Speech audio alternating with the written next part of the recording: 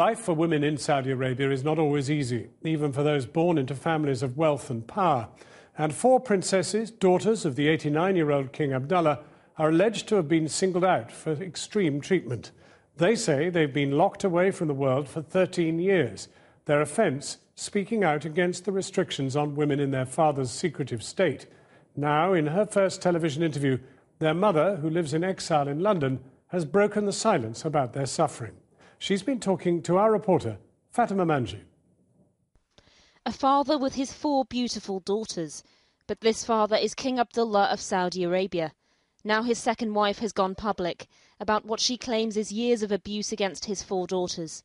It is an extraordinary insight into the House of Saud, the secretive family that has held absolute power for more than 80 years. The king, his son's power is blinded them. What can I say to someone who doesn't even feel guilty that he did this to his own flesh and blood? What can I say? Al-Anud al-Fayaz was King Abdullah's second wife, one of at least 30. Now in London, she doesn't want to be recognised. Al-Anud was married at 15 and had never laid eyes on him until her wedding day. Soon she had 4 daughters, but no son.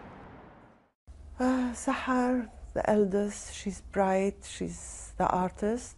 She always makes us laugh. Maha, she was quiet but beautiful and sensitive and loving, caring.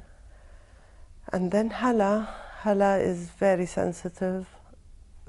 She used to be very quiet. Juju, or Juwahar, my youngest, she's very similar to Maha in the character, that they are the quiet types. That's my daughter's skiing. She a good skier? All of them. It was a privileged childhood, skiing trips in the Alps, visits abroad. But after their mother was divorced by the king, things deteriorated and she eventually fled to London.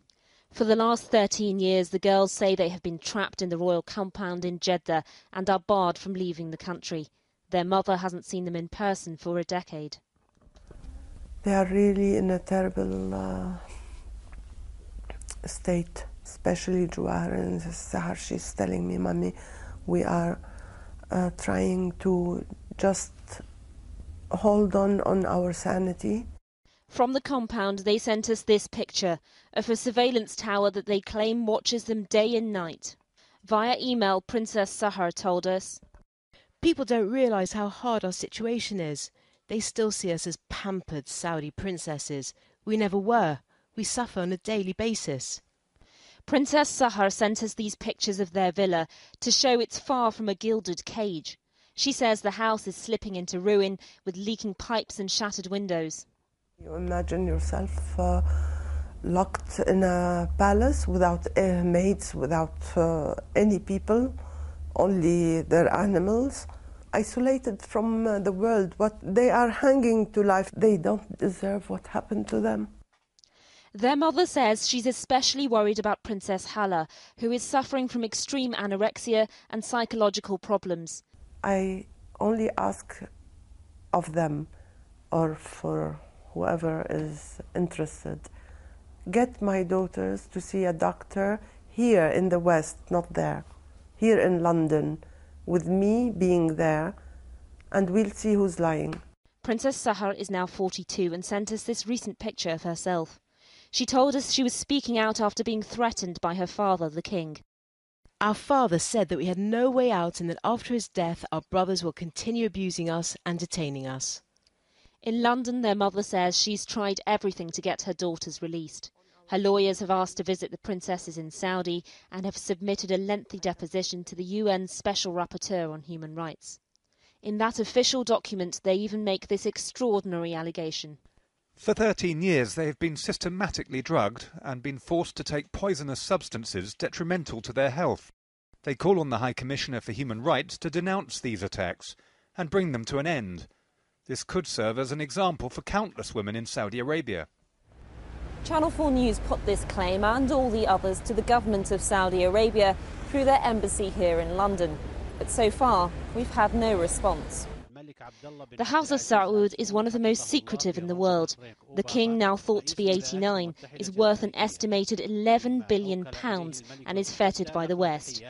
Just a few weeks ago, Prince Charles showed off his dancing skills there. President Obama will visit later this month. Yet the princesses say the West remains silent on human rights abuses in the country, particularly the treatment of women. Tonight, Sahar told us via email, women and children in Saudi Arabia are abused, while their male guardians enjoy privileges granted by the court in cases of domestic abuse. Princes and the elite entourage are protected and the victims and their families suffer injustice. The princesses insist this is not about their royal status.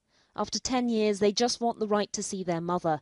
And they are speaking out to show how so many women suffer under what they describe as a brutal and oppressive regime.